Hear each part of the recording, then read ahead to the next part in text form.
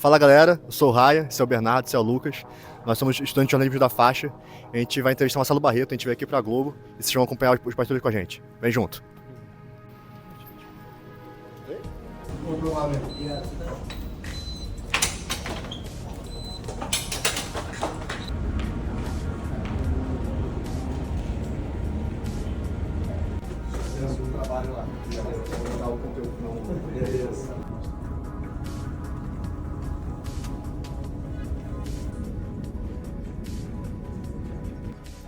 Então, estamos aqui na redação da Globo, do Esporte da Globo.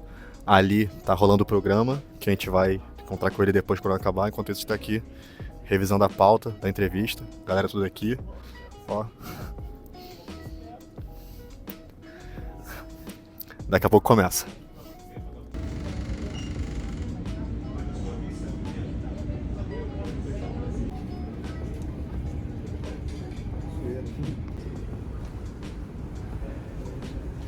Fala galera, estamos aqui na Globo, entrevistar o Marcelo Barreto, apresentador de Redação Sport TV. Muito obrigado por ter aceitado o convite, é uma honra imensa estar te entrevistando. Prazer receber vocês.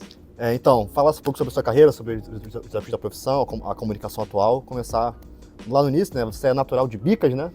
Bicas, Minas Gerais. Como é que era a infância do Theo, né? Que você tinha apelido de Theo. Como é que era a infância do Marcelo Barreto? Era como meus amigos me chamavam. A infância muito na rua, né? Brincando, jogando bola. Eu morava na rua onde ficava a sede do clube da cidade e a gente ia para lá antes de abrir, ficava brincando de dupla na frente, no muro do clube, esperando o clube abrir para poder jogar bola. Foi uma infância gostosa de menino do interior, com muita liberdade. Aí você ficou lá até os 12 anos de idade, depois foi para Juiz de Fora. Juiz de Fora. E onde mora a minha família. Onde mora a sua família. E como é que foi Como é que surgiu o desejo de querer fazer jornalismo? Então, eu guardo na minha estante um almanaque dos esportes de 1975. Eu tinha aí uns 8 anos de idade, meus pais já tinham percebido que eu tinha esse desejo de consumir informação sobre o esporte. Como na época não tinha internet, né? Esse era um anuário que era publicado com regras de esporte e resultados de competição. Então, isso aí para mim acabou virando um símbolo desse desejo que eu já tinha. Gostava também de comprar revista, de tabelão da Placar, essas coisas. Gostava de esporte, gostava de assistir o que tinha, né? Evidentemente, naquela época, principalmente morando no interior, a quantidade de informação que a gente consumia era muito menor. Mas aí as duas coisas foram se juntando. Eu sempre quis fazer... Assim, desde que eu pensei em fazer alguma coisa no vestibular, o jornalismo me surgiu como opção. Nunca pensei em outra possibilidade. E no meu primeiro estágio tinha que escolher uma área para... porque eu fiz estágio no Globo e você escolhia uma área para fazer o estágio só lá. Então eu costumo brincar que a minha carreira começou com um X. Tinha que marcar um X em qual área. Eu não tinha essa convicção de que ia trabalhar com esporte desde a faculdade, mas naquele momento me pareceu uma escolha bem natural e daí foi. Você até fala que você fazia o jornalismo da escola, né? Que seu pai datilografava também. Mimeografado, né? Uma coisa que nem deve nem existir mais, né? Tinha cheiro de álcool, era um negócio que você rodava uma manivela, era gostoso de fazer. E você se formou na PUC, só que antes desse estágio na Globo, você chegou a trabalhar na prefeitura de João Monlevade e também no jornal Hoje em Dia, se não me engano, em Governador Valadares, né? Como é que foi? E um tempinho também em Juiz de Fora. Foi o momento em que eu voltei para casa e aí é que eu soube dessa prova de estágio no Globo. Naquela época, quando eu me formei, tinha um desses planos econômicos aí. Eu não lembro se era plano Bresser ou plano Verão. Mas enfim, estava sem vaga nas redações e aí apareceu essa oportunidade de trabalhar em João Monlevade. Era um jeito de começar a carreira. Uma experiência interessante, mas muito curta. Eu passei o primeiro semestre em Monlevade, o segundo semestre em Valadares. No fim do ano já estavam enxugando de novo, né? Tinha que cortar a vaga na sucursal. Como eu não era de lá, eu me candidatei a sair, voltei para Juiz de Fora. Passei algum tempo na sucursal desse mesmo jornal de Juiz de Fora e soube do estágio no Globo. E antes da gente entrar no Globo, quando te perguntam, o que você sempre responde quando pedem algum conselho para quem está começando agora? Você que é de uma outra geração e tudo mais, que também vai jornalista comentar. Adora fazer a piada, dizer assim, sai dessa enquanto é tempo, não sei o quê. Às vezes eu faço essa brincadeira, mas não, eu acho que quem se envolve com jornalismo normalmente é movido por algum tipo de paixão, né? Tem algo de sentimental também nessa escolha. Raramente a escolha pelo jornalismo ela é pragmática, né? Então, o que eu digo é que, assim, principalmente nessa época, né, vocês vão entrar no mercado em profunda transformação, né? Eu vivi muitas transformações no nosso mercado ao longo da minha carreira, já são mais de 30 anos, mas elas demoravam um pouquinho mais para chegar, agora elas estão se atropelando, né? Então, assim, talvez esse seja o principal motivo para focar mais na essência, né? Quem trabalha com jornalismo quer trabalhar com notícia, notícia que serve para embasar a opinião, né? Então, esse cuidado com a notícia, com a precisão, com a veracidade da informação, é o que sempre foi importante ao longo da nossa profissão. O modo de fazer vai mudando, mas a essência continua. E nesse seu começo, né, você trabalhando na prefeitura, nesse jornal, ali se mudando para o Rio, qual foi a sua maior dificuldade nesse início? Você se recorde? Eu acho que a maior dificuldade era entrar no mercado de trabalho, né? E hoje eu vejo isso aqui, eu fui gestor de estagiários aqui no Sport TV também, e eu vejo como é difícil você, quando recebe as suas primeiras chances, você saber exatamente o que você precisa para se firmar na produção, né? Como é que você vai mostrar trabalho, como é que você vai convencer de que você pode ser contratado. E tem um certo grau de aleatoriedade nisso aí também, né? Tem oportunidades que aparecem para uns, não aparecem para outros, enfim. Eu acho que tem um componente de sorte também que a gente não pode desprezar, sabe? A oportunidade de aparecer na hora certa e você tá pronto para ela. Eu não sou muito coach nesse sentido, não. Tem gente que vende uma receita, não, porque se você se dedicasse, não sei o quê. Eu acho que é um conjunto de muitas coisas. Talvez o que eu me lembro daquela época seja uma certa apreensão. Sim. Assim, será que eu vou conseguir? E eu já vi muito dessa apreensão em estagiários que eu aprovei aqui para o Sport TV. E você já comentou que dessa experiência de gestor de estagiário que você tinha medo de mandar embora o próximo William Bonner, né? Ah, certamente mandei, né? E a gente vai falar um pouco sobre isso no futuro, mais frente também. Mas enfim, você entrou no Globo em abril de 91, como estagiário de esportes. E como é que foi entrar nesse mundo, realizar seu sonho de trabalhar com jornalismo, com esporte, mas você chegar na final do Brasil de 92 e se deparar com a cobertura de uma arquibancada caindo, gente morrendo, uma primeira tragédia, assim dizer. Ali eu já estava contratado. O que eu descobri um tempo depois, olhando o expediente desse almanaque que eu citei, de 75, é que o repórter que me acompanhou na minha primeira saída tinha participado. Então, assim, gente que eu estava lendo quando era criança, virou meu companheiro de trabalho, né? Esse era o Jorge Areias, que me acompanhou. Depois, em outros momentos, naquela mesma equipe tinha o Antônio Maria Filho, e depois trabalhei com o Sérgio Noronha também. Esses três eram os caras que eu lia na infância lá no meu almanaque. Então, para mim, foi uma aproximação desses dois mundos. E o Globo tinha uma equipe muito qualificada, gente muito boa, gente que trabalha comigo até hoje, como é o caso do Lédio Carmona, né? Lédio foi meu primeiro chefe de reportagem, o César Seabra, Tadeu Aguiar, Álvaro Oliveira Filho, Antônio Roberto Arruda. Você vai trabalhando com gente boa, não tem como você não pegar um pouquinho de aprendizado com cada um, né? Então eu acho que eu tive uma escola muito boa. E esses que eu citei são só os chefes, né? Tinha também uma equipe de repórteres muito qualificada. Você, sempre quando te perguntam se você tem alguma referência, tinha alguma referência, você sempre fala, puxa, não sei se é difícil escolher uma e tudo mais. Mas você trabalhou com dois caras que eu queria te perguntar aqui. Como era chegar na redação, chegar aqui e dar de cara com o Léo Batista e com o Armando Nogueira? O Léo Batista é um cara que, se você encontrar ele agora, ele vai te parar para conversar e vai te contar uma história, né? O Léo é um cara muito aberto e ele é uma história viva da televisão brasileira. Eu nunca trabalhei diretamente com ele, né? Mas a gente frequenta o mesmo ambiente, especialmente aqui. Ele tem vindo menos, né? Até pela questão da idade, das novas funções, mas o Léo sempre trouxe esse lado muito, muito animado, muito vivo, muito presente da profissão. Sim. E o senhor Armando é um caso diferente, porque assim, eu até me lembro que quando ele faleceu, eu escrevi uma nota num blog que eu ainda tinha na época, dizendo que eu não conhecia o Armando Nogueira, que era o da lembrança de muita gente, porque ele foi um cara muito poderoso, né? Foi um cara muito influente. O Armando Nogueira ajuda a criar o padrão Globo de jornalismo. Foi diretor, né? Foi diretor. o debate Lula-Collor passa por ele como personagem central. Não foi esse cara que eu conheci. Eu conheci aqui um Armando Nogueira já meio que assim no pós-carreira, né? Querendo tratar do que ele mais gostava, que era falar de esporte, e sempre muito generoso, sempre muito carinhoso. Foi um cara que teve influência muito positiva assim na minha carreira. Ele era muito preocupado comigo, me dava conselhos. Então, o Armando teve uma participação mais direta assim na minha carreira. Tem uma lembrança muito saudosa dele. Você ficou lá na Globo até 97, 96? No jornal O Globo até 97, quando começa o projeto Lance. Como é que foi essa mudança? Quem te chamou? Por que você saiu da Globo? Quem me chamou foi o César Seabra, que era editor de esporte, foi ser um dos editores do Lance. E ele me escalou inicialmente para uma função que era o cara que apertava o último enter para o jornal e para a rua. Né? Então tem lá um vídeo que os estagiários do Lance, acho que vem até hoje, da primeira edição que a gente rodou. E aí a gente dá uma volta olímpica na redação para comemorar e tal. Aí depois o que te disseram quando terminaram de imprimir? Agora é só fazer tudo de novo todo dia.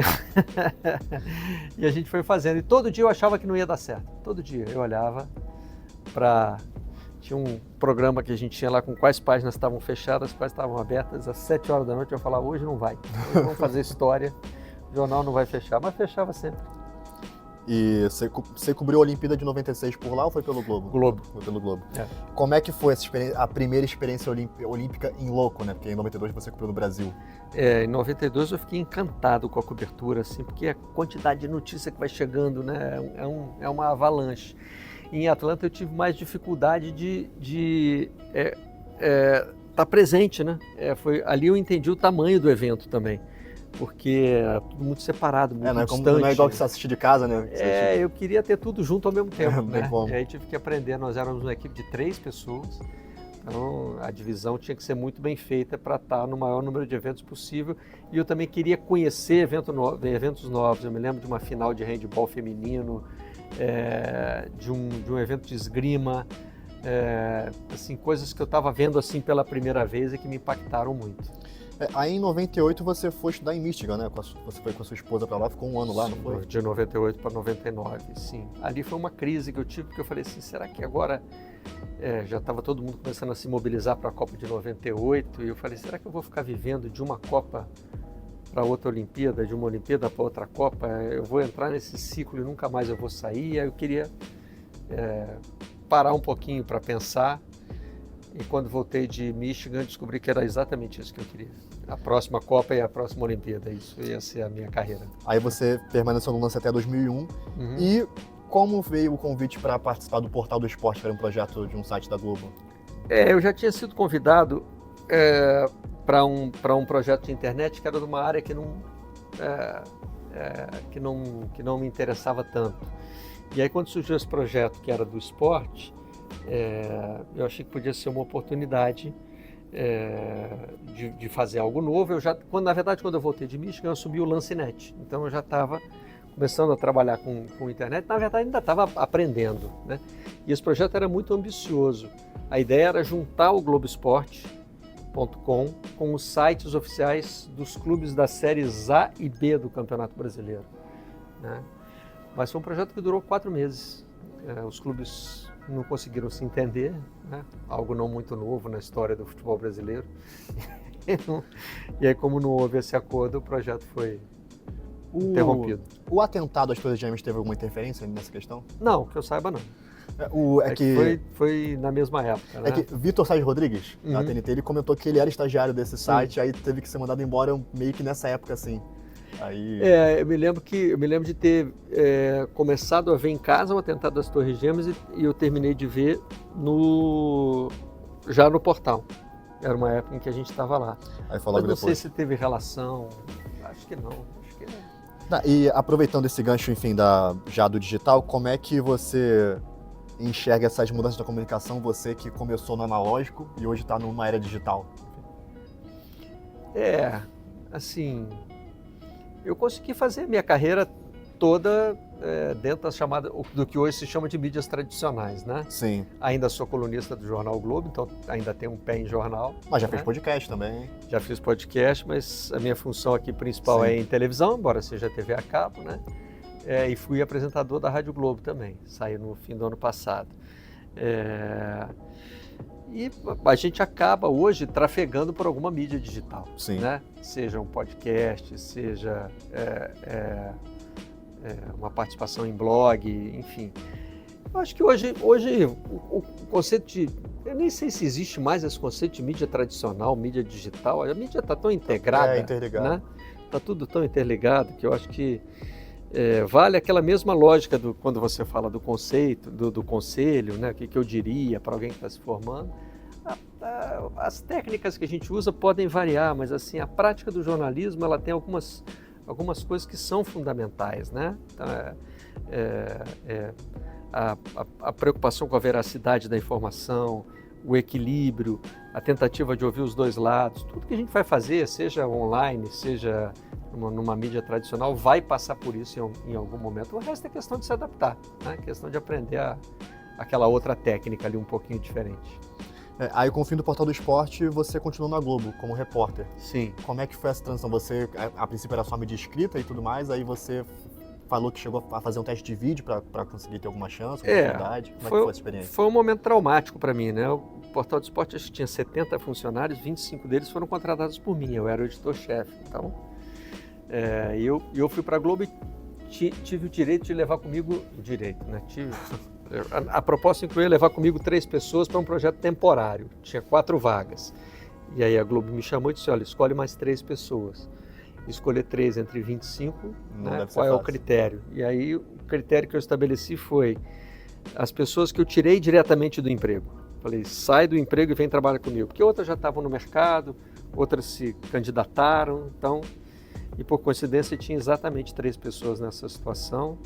E as 3 até hoje estão aqui. O Rodrigo Araújo, o Flávio Orro e o Thiago Campante. Os 3 seguiram carreira aqui, então isso acabou dando certo. Mas não é uma escolha fácil de fazer, né? Foi um momento difícil assim da minha carreira.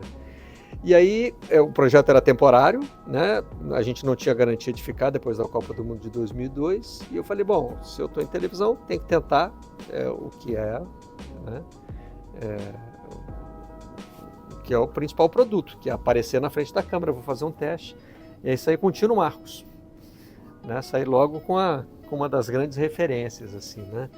E aí mostrei o teste para um diretor, que achou bom, não sei como, porque eu achei horrível, mas ele achou que tinha ali algum potencial.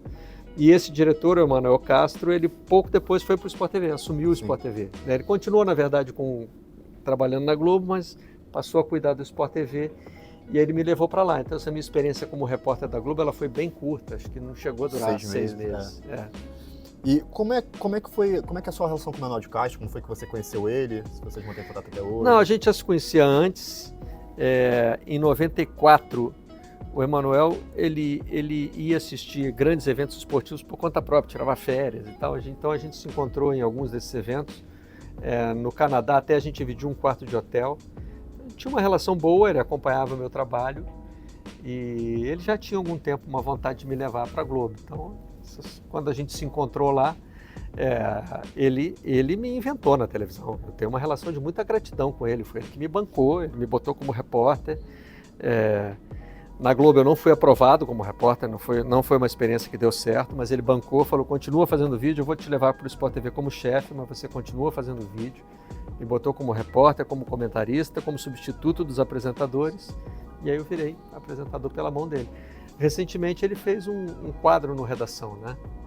Ele saiu da Globo como diretor, ficou um tempo como ombudsman, né? E depois teve um quadro no Redação que juntava a filosofia com o esporte. Foi assim, eu gostava muito, mas agora já não está mais com a gente. Enfim, como você falou, em 2003 você foi levado por ele para o Sport TV como chefe de produção.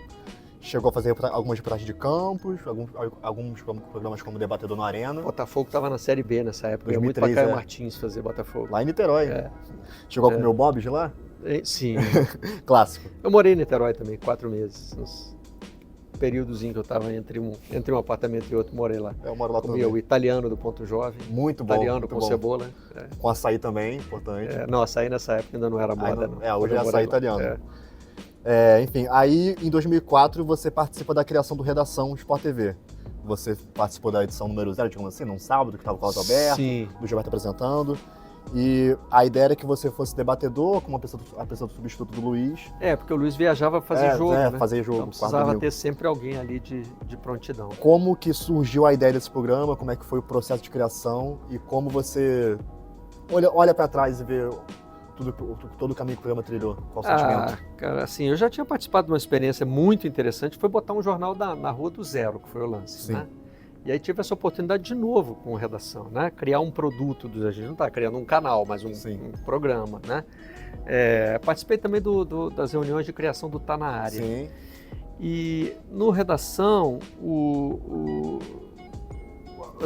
Emanuel tinha uma ideia de fazer um programa baseado no Meet the Press, que é um programa muito tradicional da TV americana, que recebia os jornalistas e conversava com base nas manchetes. Então, a gente começou a pensar em como seria isso no esporte. E aí nasceu o conceito de um programa que não fala só do noticiário esportivo, né? Fala de como a imprensa lidou com aquele noticiário, né? E isso passou por várias fases. Quadros foram sendo incorporados, como Redação AM, que traz um pouquinho da linguagem do rádio. Houve um momento, principalmente quando o Rizek estava apresentando, em que se trazia muito convidado, né? Muita gente para falar da sua relação com o esporte. Então, assim, o Redação já são 20 anos, né? 20 anos. Esse ano. A gente fez aí as comemorações 12 de junho. do ano e tal. É um programa que sempre teve assim, um norte muito bem definido. Sim. Né? Por mais que ele tenha passado por transformações, é um programa que sabe o que quer. Ele tem uma cara, ele tem um conceito bem estabelecido. Por isso, por ter sido planejado, com tempo, em reuniões, em conversas. Então, eu acho que foi um processo bem bacana assim, de participar. E no Tá Na Área, que foi em 2005, você era o cara do chat, né? Enquanto o Luiz Carlos Júnior apresentava, o Alex Escobar comentava. A gente usava essa ferramenta também no Redação, mas era o próprio apresentador que administrava. E foi a primeira forma de incorporar o que hoje, né? E é curioso, porque assim, no Redação, né, a gente passou por... E eu não sei se o Tá Na Área também teve esse mesmo processo, mas assim, no Redação a gente começou com o chat, depois integrou as redes sociais, o Twitter passou a ser uma parte importante, né? E aí chegou um momento em que já nem era tão relevante você dizer assim, estamos usando as redes sociais, o internauta aqui está falando isso. Isso já é orgânico, já está incorporado, né? Acho que passou desse ponto. Acho que o que a gente fala é aquilo que eu estou te falando, que eu te falei antes da integração, né? Sim. Tá tudo no mesmo ambiente, então a gente não precisa dedicar um espaço da Redação para dizer agora vai falar o internauta. O internauta já está falando, já está tudo integrado. Só para voltar na pergunta anterior, como surgiu a expressão vocês da imprensa aqui dentro, né? Vamos lá fora. O Kleber Machado brinca muito com isso, com vocês da imprensa. A gente ouve muito isso de jogadores. Sim, técnico, dirigente. E aí, em algum momento, eu comecei a brincar com isso, né? Virando para os comentaristas, porque é vocês da imprensa, porque... e acho que o Twitter tem uma influência grande também. Sim. Muitas vezes, quando a gente lia um comentário do Twitter, vinha, porque vocês da imprensa falam isso, vocês da imprensa não falam aquilo, principalmente. O torcedor sempre acha que a gente não está falando de algo importante relativo ao clube dele. E aí, acho que nesse uso... surgiu a expressão que virou até um podcast, né? O nome do podcast, e é um quadrinho nosso também, né? Quando, em vez de ser abre aspas, a gente usa vocês da imprensa quando é uma provocação direta que um treinador ou um jogador faz. Sim, aí depois você apresentou o Sport TV News, né? Ali como final da década, começo de 2010. Foi quando mudou o diretor, chegou o Raul Costa Júnior e ele quis fazer umas mudanças, aí foi aí que o Rizek veio pro Redação e ele me ofereceu a oportunidade de ser um âncora, um papel um pouco diferente, comentando um pouco mais e tal. Foi uma experiência legal, a gente tinha uma equipe boa, inovadora, fez algumas coisas bem interessantes no Sport TV News. E então em 2010, como é que foi ter que, de novo, com aqueles bates da profissão, como é que foi você ter que cobrir o caso Bruno? O caso Bruno, acabou me trazendo uma bagagem que depois eu usei muito no Redação, porque a gente passou a incorporar esses casos, né, que envolvem temas de cunho social, às vezes até policial, como esse caso, né? E hoje, por exemplo, quando a gente trata de casos de racismo, de homofobia, né? A gente depois teve o Daniel Alves e o Robinho, né? Lidou com esses casos recentemente, e o Bruno foi o primeiro a trazer esse grande questionamento, né? Como lidar com um líder, como lidar com um ídolo, né? Porque o cara se torna ídolo pelo que ele faz dentro do campo de futebol. Fora, ele pode fazer coisas muito erradas. Por exemplo, teve o caso do Edmundo também, o atropelamento, a condenação, né? Então, e o Edmundo voltou a jogar bola depois e voltou a ser ídolo. E pagou, né? Tudo que devia para justiça. Está pagando até hoje, né? Enfim, Tá pagando, mas nem sempre foi um processo assim muito pacífico, não, né? Agora, o Bruno tinha uma condenação, né? Por um crime hediondo, né? Então, e eu me lembro que o principal era o desejo que ele demonstrava de voltar a jogar, né? E isso provocou muita reação, assim. Eu me lembro de ter recebido uma mensagem de um internauta que dizia assim, eu sou egresso. Se eu não for aceito pelo mercado de trabalho, o que você acha que eu vou fazer? Né? E no Twitter a gente nunca tem como averiguar a veracidade, né? Mas de qualquer forma era uma mensagem impactante, porque faz você pensar pelo outro lado, né? Acho que não tem uma resposta certa, uma resposta única sobre o caso Bruno, mas a gente debateu muito e aquilo ficou também de base para outras coisas que a gente viria a noticiar depois. Assim, e pegando esse gancho hoje, já trazendo para hoje, como que você conseguiu trazer esse olhar, sempre buscando conectar o esporte com as outras áreas da sociedade? Você sempre frisando que o esporte está interligado com várias questões lá fora. Isso sempre foi um interesse meu. Eu sempre achei que o esporte não é uma ilha, que ele não está isolado do resto da sociedade. O meu projeto de pesquisa com o qual eu fui aprovado lá em Michigan era isso. Era tratar dessa relação. Eu me lembro que na época a gente falava de como o comportamento do jogador mudava, né? Eu ficava incomodado porque assim, o jornalista, que normalmente é de classe média, ele tendia a interpretar o jogador de futebol com os valores da classe média. Sim. Sendo que o jogador de futebol ele passava direto pela classe média, né? Passava batido. Sim. Ele normalmente vinha de uma classe mais baixa e ficava rico de uma hora para outra, né? E a gente que é da classe média, que trafega sempre pelo meio, a gente não sabe interpretar esses dois lados. Então, meu projeto em Michigan era isso, chamava do gueto à glória. Né? Como é que a cabeça do jogador de futebol muda e que ferramentas o jornalista tem para entender essa mudança. Sim, aí em 2011 você foi para Londres virar correspondente. A primeira leva de correspondente internacional foi quando você estava, né? Eu, Edgar Alencar e Marcos Pérez. Edgar Alencar na China, Pequim. Marcos Pérez em Nova York. Pérez foi e nunca mais voltou, mora lá até hoje. Como é que foi, como é que veio esse convite? Partiu de você, se não me engano, né? Você que propôs, não foi? Sim, quando eu tive essa conversa com o Raul, o diretor novo que chegou, que me levou na conversa em que eu topei assumir o Sport TV News, ele perguntou, mas você tem algum outro projeto assim? Eu falei, sim, gostaria de morar no exterior, gostaria de voltar a morar no exterior e dessa vez como profissional. E aí quando ele pensou nos correspondentes, meu nome já estava, né? Já estava na mesa dele por causa dessa conversa. E foi uma experiência transformadora, porque eu já tinha 2 filhos na época. Aí você foi com a família toda. Então tem uma mudança com a família, e aí mexe em várias coisas, né? Na educação dos filhos, enfim. A minha mulher teve que interromper a carreira dela, né? Quando a gente foi para os Estados Unidos, ela tinha acabado de se formar, então ainda era o começo da carreira. Aí não, ela já tinha uma carreira consolidada, teve que fazer essa opção também. Meus filhos foram muito cedo para lá, um deles foi alfabetizado em inglês, então tinha muita coisa envolvida além do profissional, né? E no fim deu tudo certo. E você foi para lá visando as Olimpíadas de Londres, né? E pedi para você contar a história que você fala da cagada olímpica, né? A grande cagada olímpica. Você sabe que agora eu participei do desfile de abertura, né? Lá em Paris. Né? deu tudo super certo, entreguei tudo de acordo com a expectativa. Falei Tava assim, lá no barco pessoal. é hora de virar a página dessa coisa de 2012, né? E em 2012 na verdade, eu estava escalado para trabalhar como repórter. Meu papel era nas competições, mas aí algumas adaptações lá precisaram ser feitas. O Galvão Bueno ia apresentar um programa logo depois da cerimônia de abertura e por alguma razão ele não pôde fazer.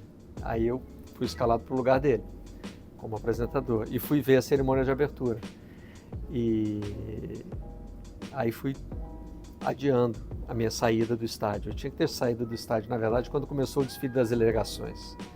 Mas aí sabia que o Djokovic ia passar com a bandeira da Sérvia, fiquei vendo uma coisa, outra, e estava curioso com o negócio do acendimento da tocha também. Aí fui ficando, falei, não, eu perco o show do Paul McCartney e chego. O Paul McCartney cantou 2 músicas, eu ainda estava no estádio quando ele estava cantando, e aí não consegui chegar.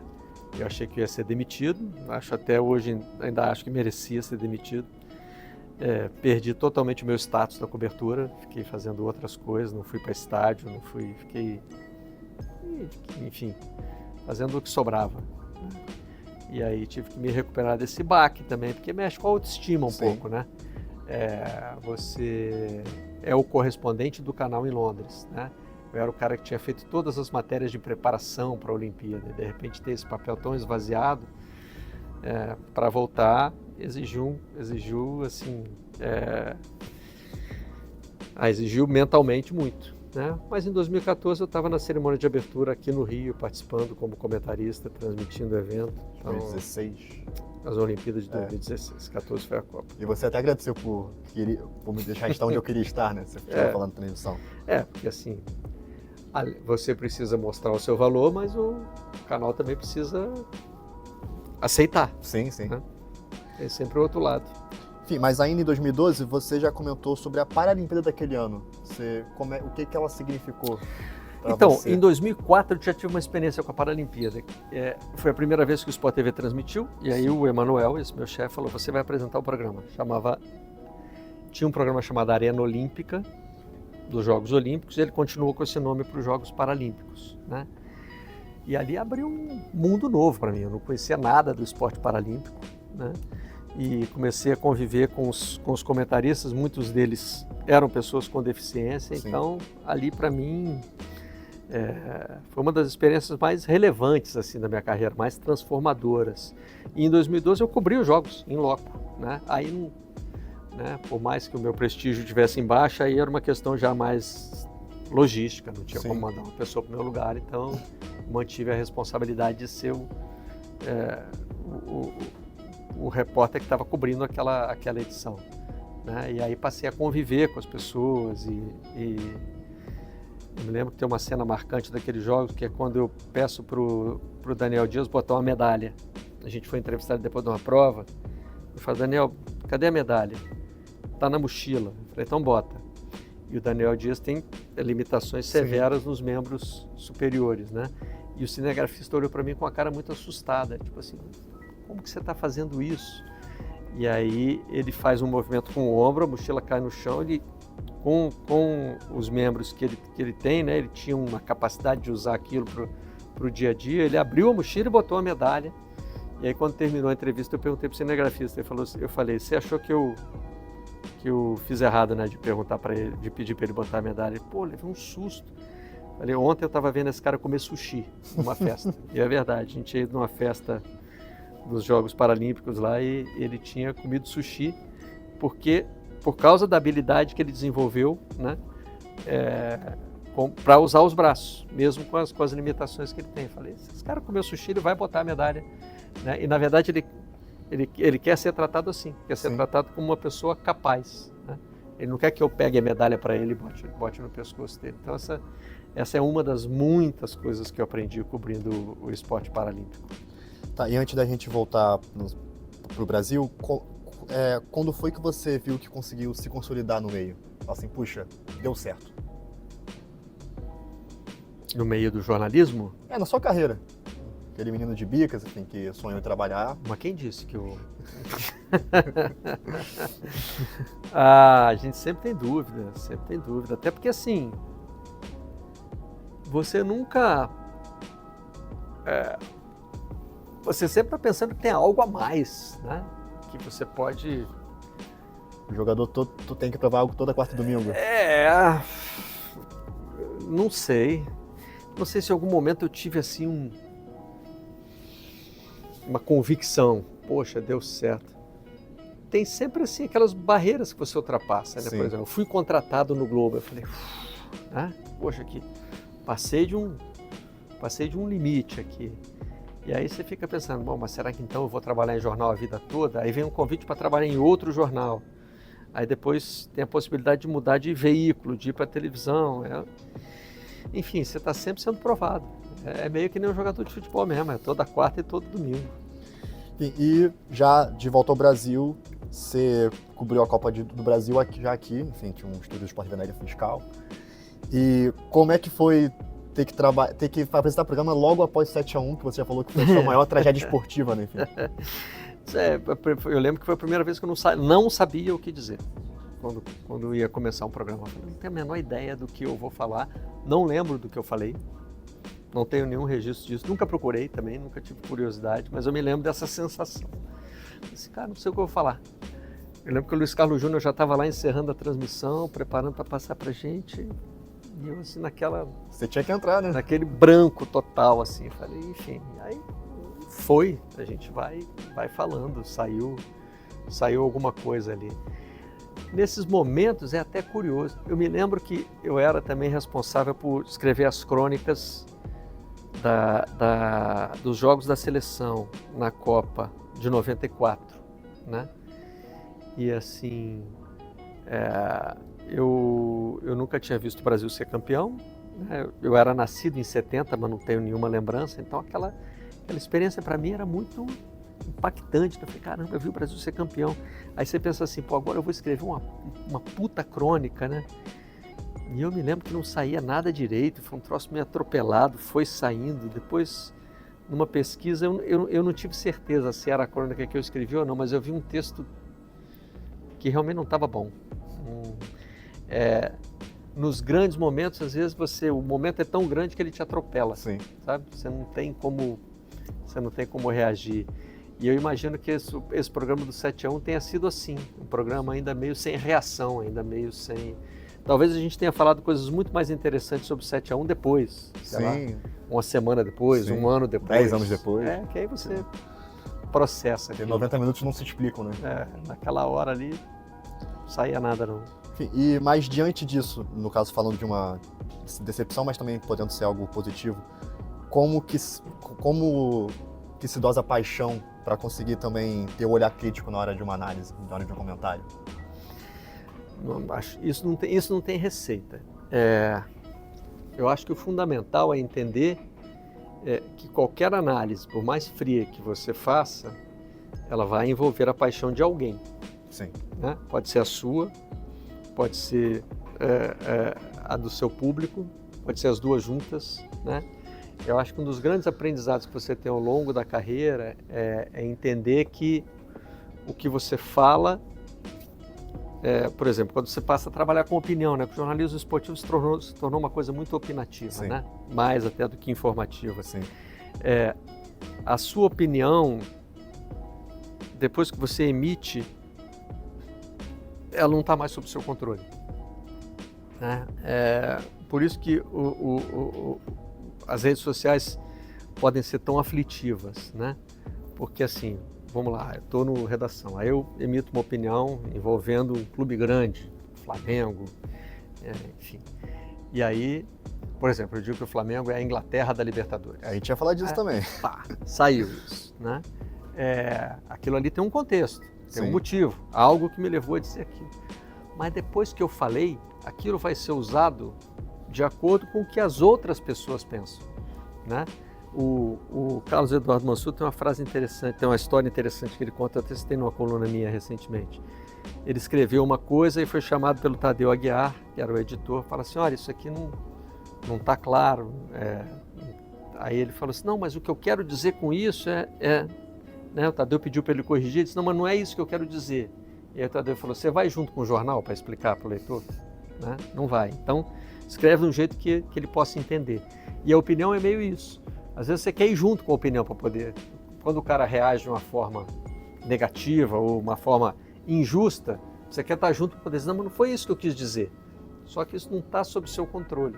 Então, aprender a lidar com a reação passional que as pessoas vão ter ao que você fala de uma forma racional é algo importante para a profissão de jornalista. E você é notado por ser um cara muito lúcido, como dizem essas análises, e você já falou que queria ser um pouco menos, até para ganhar um pouco mais de dinheiro também, que você já comentou. Como se é natural, é algo que você busca, enfim. Sim. Eu sou um cara muito focado na ideia do equilíbrio. Que às vezes é difícil. Tem outras áreas da minha vida em que eu fico buscando um equilíbrio que eu sei que não vai ter. Mas é da minha natureza. E eu acho que também, assim, é um pouco do jornalismo, né? O jornalismo também busca o equilíbrio. Em determinados momentos, não tem jeito. Você vai falar de um caso de racismo, não dá para ficar tentando ponderar muito, né? Você vai falar de um caso de violência também, né? Essa história de ter o outro lado em tudo, às vezes não tem o outro lado, não. Né? Mas eu acho que na essência do jornalismo está você tentar entender que outras pessoas vão pensar diferente, né? Mas eu acho que também, sim, durante muito tempo, essa brincadeira que eu faço é porque hoje tem todo um mercado de pessoas voltadas para questões clubísticas, para ver um lado só da discussão. Sim. Mas eu não na vida real, não me vejo entrando nisso. É que durante muito tempo eu fiquei frustrado para dizer assim, mas eu tento ser tão ponderado e as pessoas estão me tratando como se eu não fosse. Mas é outra coisa que o tempo ensina, né? Que a profissão ensina. As pessoas às vezes vão te ler não pelo que você quer mostrar para elas, mas pelo que elas acham, pelo filtro delas. Então, você tem que estar disposto. Sim. E em 2015 você participa do processo de criação do Seleção, Sport TV, programa que você apresentou, enfim, ficou lá até março de 2018 e entrou no lugar da segunda edição do Sport TV News, que passava no hora do almoço, e do Arena. Você chegou até a apresentar as últimas edições do Arena, mas visando Seleção.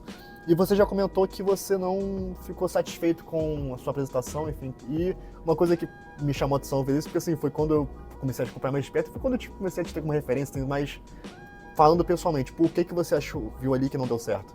Primeiro que eu não gostei da forma como o processo foi conduzido, eu não gostei de encerrar o Arena, eu não acho que tinha que ter sido eu, né? O programa tinha uma história também. Sim. O Arena surgiu antes do Redação. Sim. Né? Ele ficou um tempo assim sem ter um apresentador fixo, que era uma ideia também que eu nunca entendi muito bem. E ter sido escalado para encerrar o programa já foi uma coisa que eu não curti. E o Seleção surge como uma resposta ao Fox Sport Rádio. Era um programa que tinha uma filosofia completamente diferente de tudo que a gente fazia aqui no Sport TV. Então, assim, a gente qualquer canal, na verdade. A gente não tinha uma resposta para o Fox Sport Rádio. E eu, assim, confesso que fiquei decepcionado comigo mesmo também, porque eu achei que eu vou ter um programa que vai estar sob minha responsabilidade, então eu vou ter grandes ideias para aplicar ele. E naquele momento eu não tinha. O Redação é um projeto coletivo que surge em cima de uma ideia que já estava estabelecida. Vamos fazer algo parecido com o Meet the Press. Então, junta aí 3, 4, 5 cabeças para pensar em torno disso, né?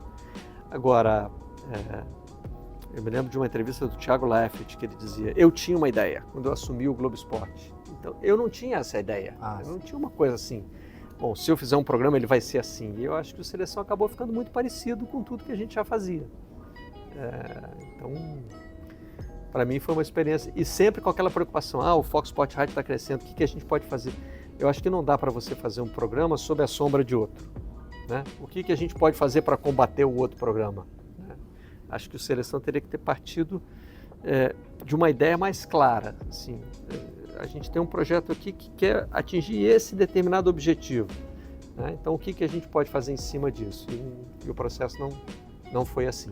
E que diferença você vê desse Seleção para o Seleção do Rizek? O Seleção do Rizek já estava livre assim, não estava ainda livre da sombra do Fox Sport Rádio. Né? Até hoje não existe mais, né? Não existe, mas quando começou tinha. Sim. Mas assim, quando o Rizek assume, a ideia não é mais fazer o programa que vai concorrer com o Fox Sport Rádio, né? Aí a direção já tinha mudado, e aí o programa passa a ter um foco. Nós vamos reunir os principais comentaristas do canal, os comentaristas que participam dos grandes eventos, e o programa vai ser construído em torno dessa ideia. E aí o Rizek aplicou várias coisas que ele gosta, essa coisa de fazer ranking, de ter o favoritômetro e tal. Então o programa foi ganhando esses elementos. Então é um programa mais bem estruturado, mais bem pensado desde o início. Não é um programa pensado na contradição. Sim. Né? É um programa pensado em algo afirmativo. Então, porém, o seu Seleção revelou nomes como Ana Thaís Matos, né? Foi quando ela apareceu na TV, se eu não estou enganado. O Seleção teve uma proposta de trazer caras novas para a televisão. Né? Muitas entraram, saíram, não tiveram vida longa no canal, mas algumas, como a Ana Thaís, acabaram se incorporando a outra proposta. Né? A Ana Thaís foi vista... A Ana Thaís acabou ocupando um espaço importante da mulher dentro do jornalismo esportivo, de televisão e aqui do nosso grupo, né? Sim. E fez isso muito bem. Bem, aí chegando em 2016, você foi convidado pela Prefeitura de Bicas a carregar a tocha olímpica. Como é que foi essa experiência? A sua cidade natal... Juntou os dois mundos, né? Sim. Juntou os dois mundos, aquilo que eu curtia quando criança, que eu imaginava, que eu sonhava, mas você imagina, cara. Eu lembro de ter escrito isso. Bicas era muito longe do mundo, né? Sim. Era uma cidade pequena, no interior de Minas Gerais, numa época que a comunicação não era como é hoje, né? Então, tudo para mim era longe. Ir ao Maracanã era longe. Ver jogo pela televisão era como se aquilo estava acontecendo em outro mundo, né? E aí, de alguma maneira, eu fui para esse outro mundo e voltei com ele para dentro de Bicas. Às vezes eu olho para trás e acho que não aconteceu. Eu acho que é mentira, mas aconteceu. E é uma das lembranças mais carinhosas que eu tenho da vida, assim, porque, né? Quando que eu ia imaginar que a tocha olímpica ia passar pela cidade de 15 mil habitantes, onde eu nasci, na zona da Mata Mineira. Com você carregando? Enfim.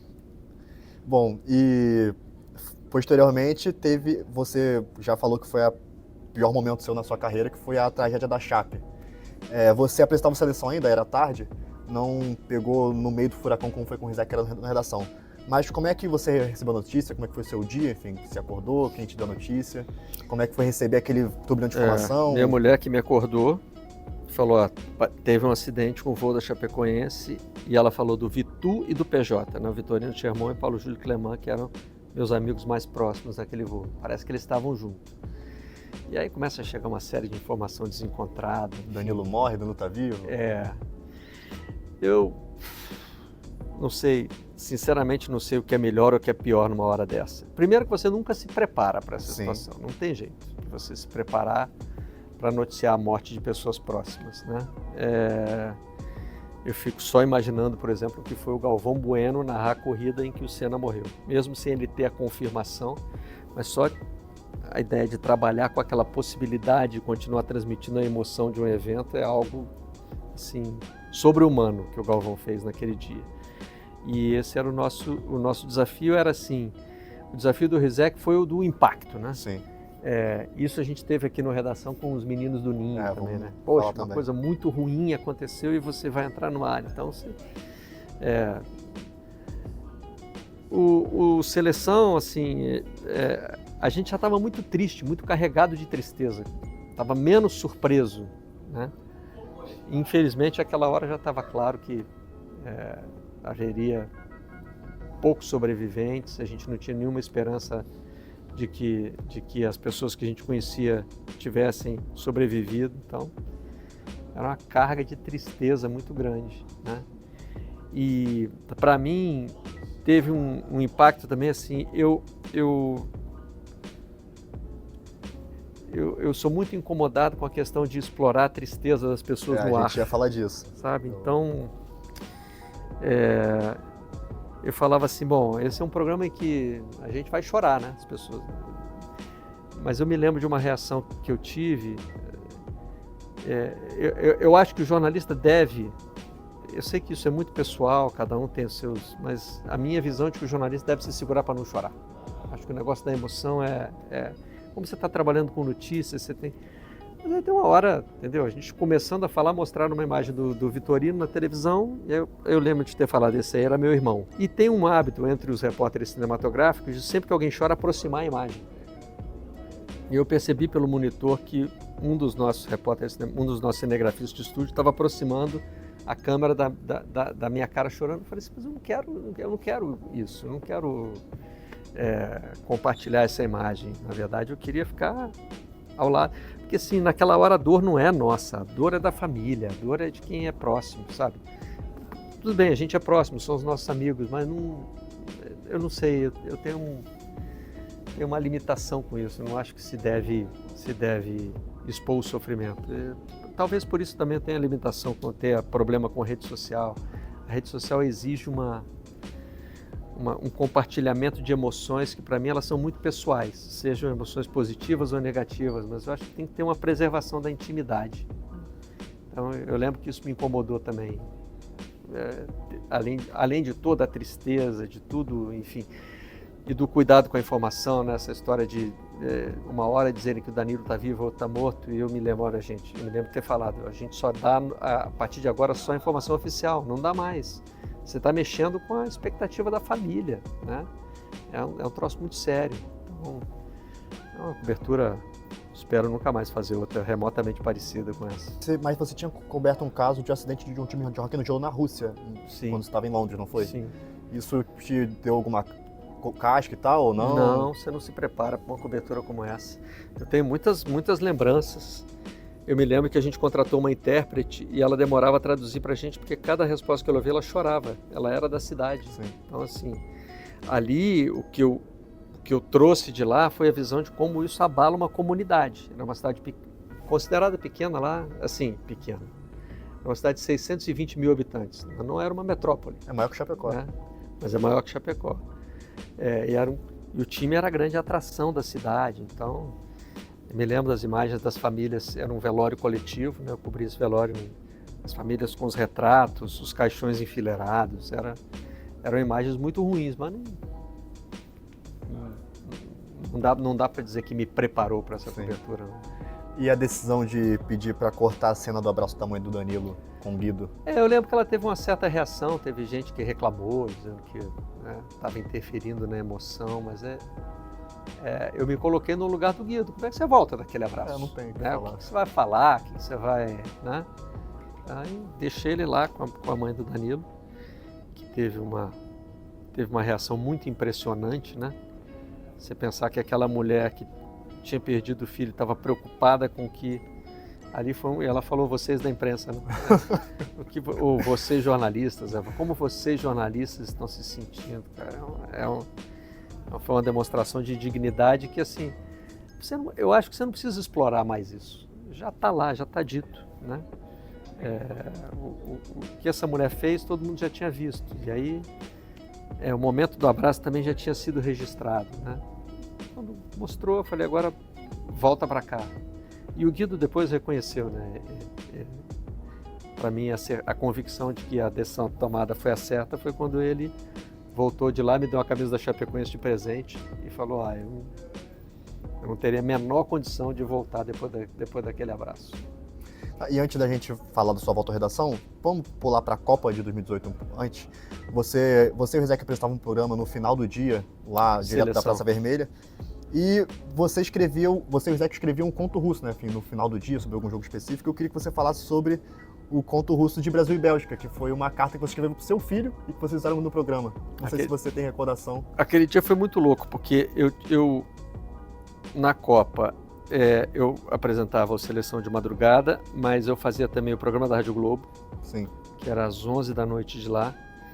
Eu tinha coluna para o Globo, numa frequência maior, e eu escrevia um diário para o Globo, que era em forma de cartas para o meu filho, com a sugestão da minha mulher. Então, todo dia eu tinha esses compromissos. E aí, nesse dia, eu estava no meio daquela confusão toda, porque sempre tinha uma hora que afunilava um pouco. Eu tinha que mandar essa carta, tinha o programa da rádio, logo depois tinha que ir para a seleção. E aí, nesse dia, minha mulher me ligou e falou assim, Pedro está inconsolável aqui em casa. Você vai ter que falar com ele. Então, no meio de todos os compromissos profissionais, eu tive que falar com o meu filho. né, que estava começando a gostar muito de futebol, estava muito envolvido. A gente tinha uma viagem marcada depois com a família toda, ele falou, não quero ir nessa viagem, minha vida acabou. Estava naquele momento de drama infantil, né? E aí eu fiquei muito impactado com isso. Eu lembro que o Escobar percebeu que eu estava enrolado e ele falou assim, vou participar do programa de rádio com você, me faz uma pergunta aí. Eu fiz uma pergunta para ele pegou o microfone e ficou falando enquanto eu resolvia o problema no telefone. Ele foi muito parceiro nessa hora. E aí foi uma correria muito grande. Eu falei, bom, a carta de hoje tem que ser sobre, né, a eliminação.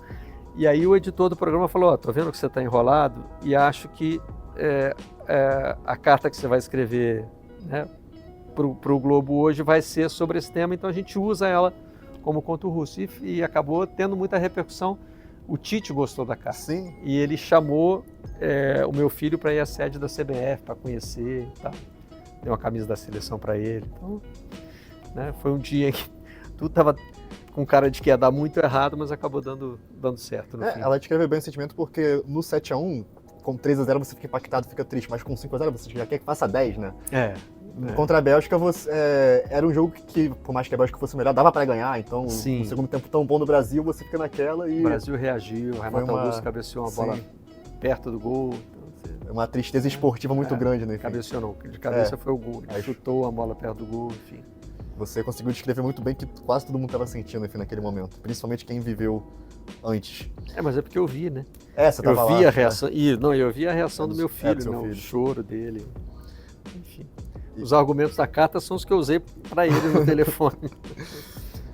Bom, aí em 2018 você troca de programa com o Rizek estava no Redação, foi para Seleção, você estava no Seleção, veio para Redação, agora como titular, né, enfim, na primeira passagem era de vez em quando, e você já comentou que nesse retorno, primeiro fala como é que veio essa ideia dessa troca, e você buscou nesse retorno colocar o próprio programa como protagonista, enfim, porque já tinha uma ideia clara, e buscando se adaptar ao atual momento da comunicação, mas sem perder a sua essência. Como é que foi todo esse processo?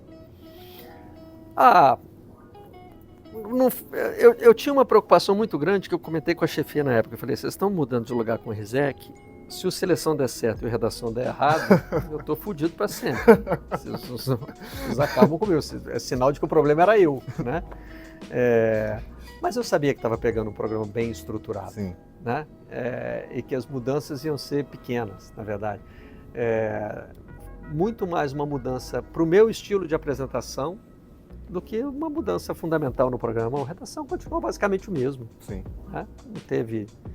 Não teve muita alteração. A seleção mudou muito. A seleção tinha que mudar, precisava mudar, estava perdido. Né? O Rizek chegou para botar ordem na casa. Né? Então, e também com uma mudança de conceito. E o Redação não precisou disso. Então, na verdade, assim, embora eu brincasse com a chefia, né, que se desse errado, né, ia ficar claro que a culpa era minha, eu acabei sendo beneficiado nessa troca. Sim. Porque eu peguei um programa que vinha de uma carreira de quase 20 anos, né, Sim. E com um norte bem definido. Então, foi só uma questão de adaptação de estilo e foi bem resolvido, eu acho. E também buscou introduzir uma diversidade maior na bancada também? Isso, assim, na história do Redação teve um momento marcante que foi quando o Júlio Oliveira, nosso narrador, vendo um programa em que a gente falava sobre racismo, percebeu que só tinha pessoas brancas falando sobre racismo e postou isso na rede social. Né? Eu me lembro que a minha primeira reação foi, por que ele postou isso na rede social? Ao invés de falar comigo, eu trabalho com ele, eu estou aqui dentro. Mas depois eu entendi que hoje o mundo é assim, né?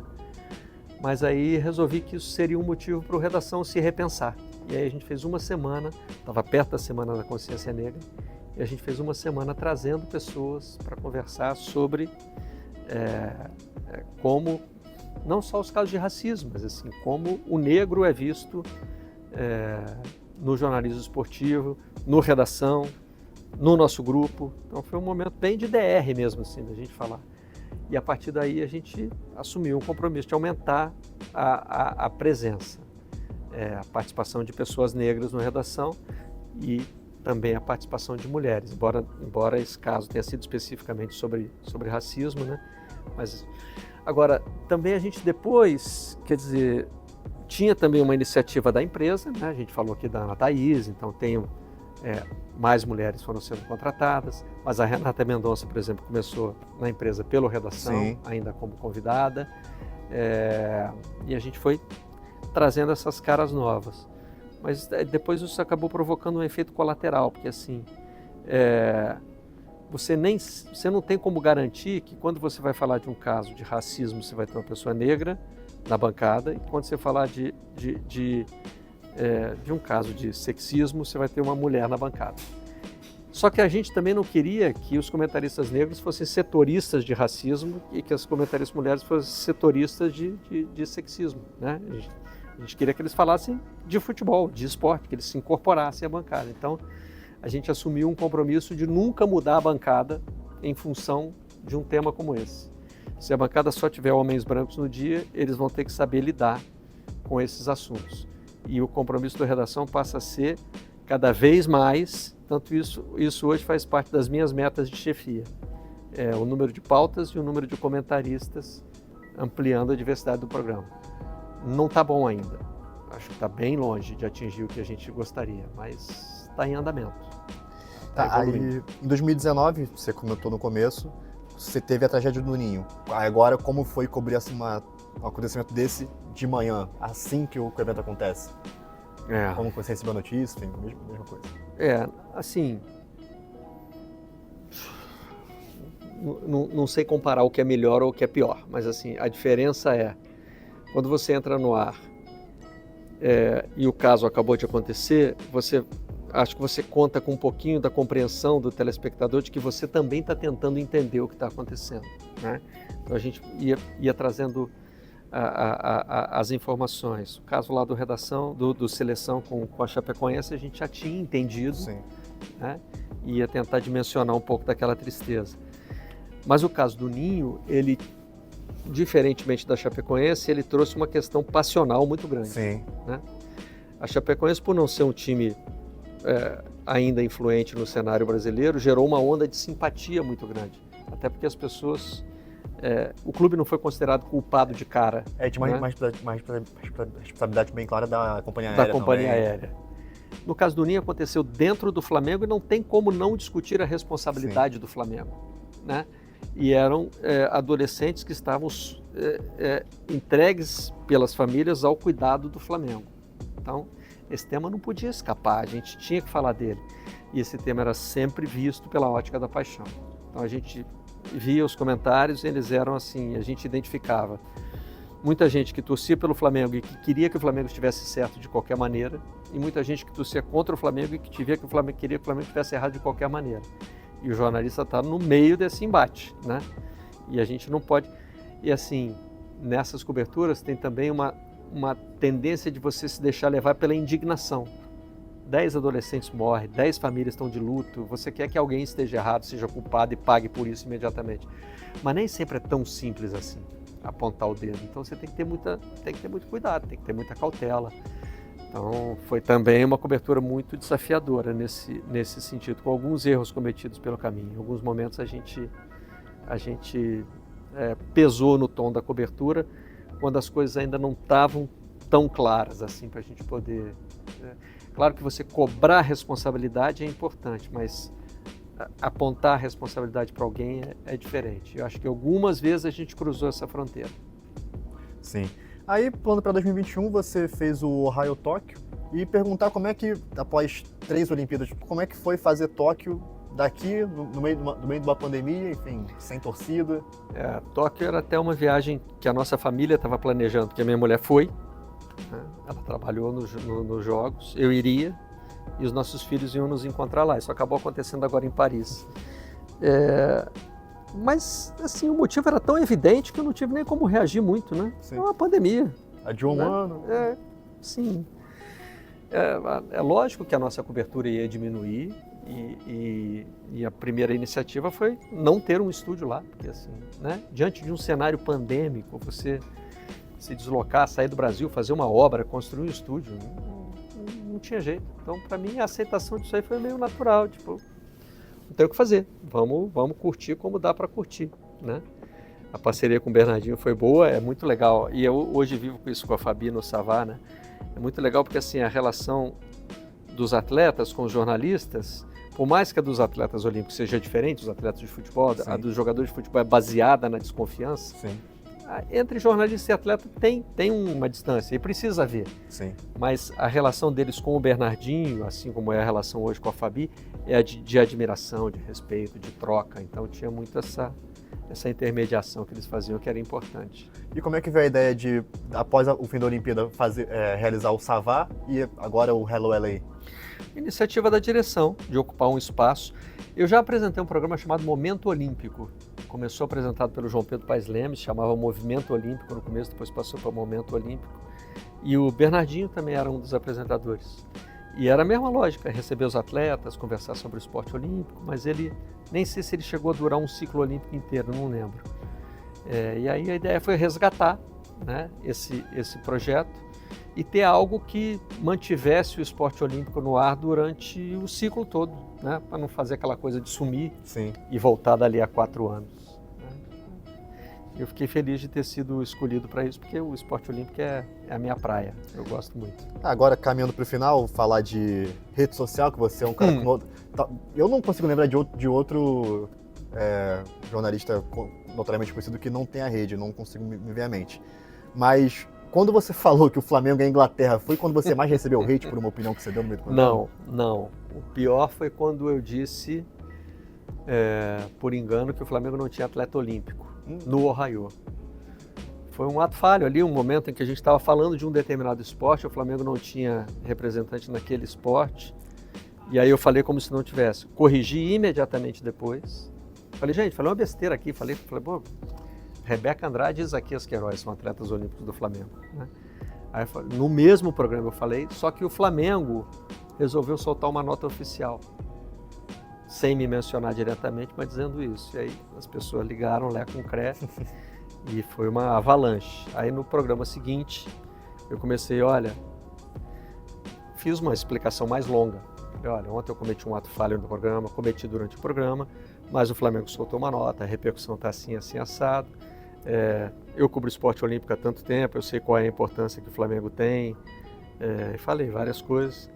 E aí teve uma onda de reação também, a meu ver, exageradamente positiva, como se eu tivesse feito algo assim de, nossa, olha que ele... E nada, corrigi. Falei uma coisa errada e corrigi. E acho que é isso que me afasta um pouco das redes sociais, o excesso, sabe? É sempre muito. Acho, assim, eu procuro várias vezes repetir isso na redação, eu não sou contra a existência das redes sociais, não acho que as redes sociais sejam um mal, nem um bem, elas são algo que está aí, e que provoca, né, facilita várias coisas, facilita a comunicação. Mas eu acho que, primeiro, o jornalista já está em rede social. Sim. O que ele fala é debatido ali, e tem que ser debatido mesmo, está certo, né? Faz parte do processo. Eu só nunca vi vantagem em ter um perfil meu na rede social, porque eu tenho uma coisa muito arraigada assim, de achar que jornalista não deve ser notícia. Eu não vejo jornalista como personalidade, muito menos como celebridade. Por mais famoso que o jornalista seja, tem jornalistas que são famosos mesmo, como o William Bonner, eu acho que esses caras, a responsabilidade do William Bonner é com a notícia. Sim. E ele ele é um cara que está preocupado com isso. E embora ele saiba lidar bem com rede social, né? Sim. Mas eu acho que a rede social traz muitos riscos, muitas distorções. Tem coisas da minha personalidade também que eu não sei lidar. Crítica é uma coisa, crítica exagerada, crítica pesada é uma coisa que me abate muito. E eu tenho muita dificuldade de separar o joio do trigo, de diferenciar o que é realmente uma crítica direta com assim, algo que o cara só está entrando ali no buzz da rede social. Então, eu prefiro não participar dessa maneira, né?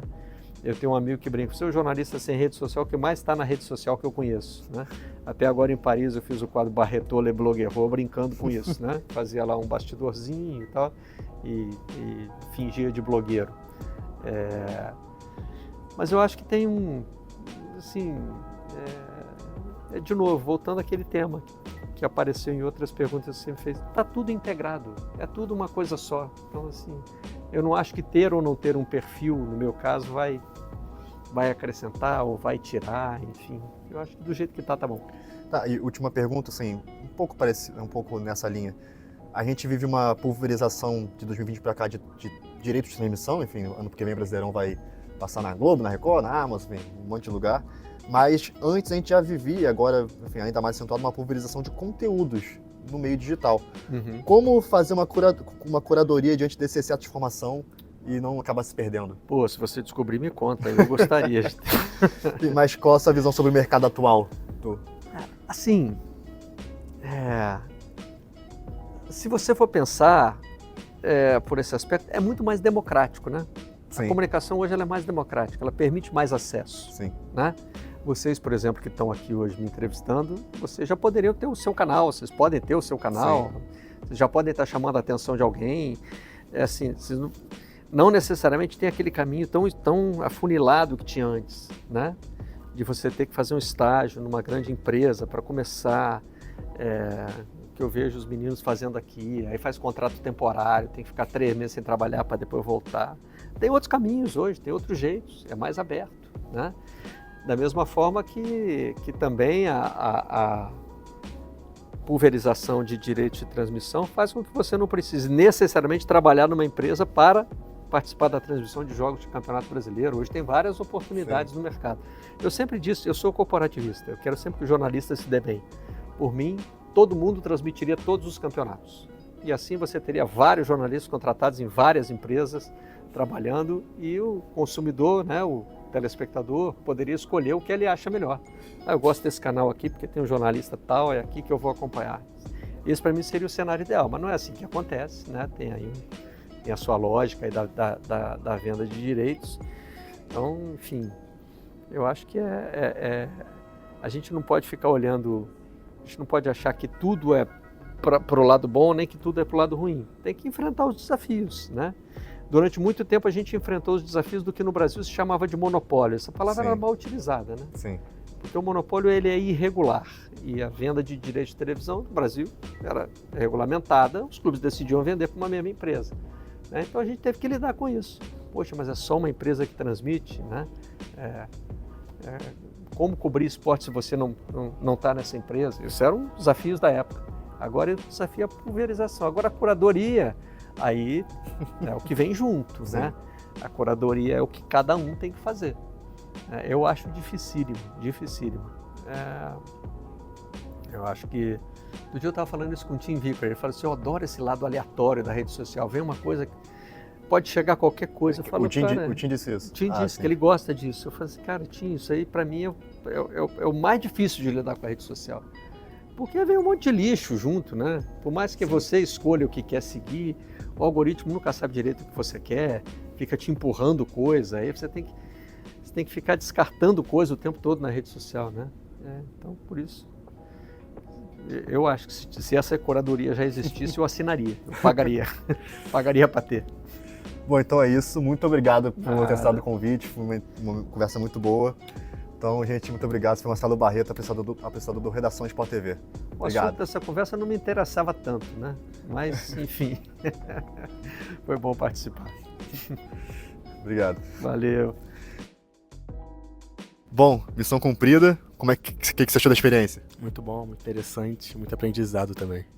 Pô, aprendizado assim, fora do normal. Ganhamos muita bagagem agora com esse trabalho. Valeu, galera.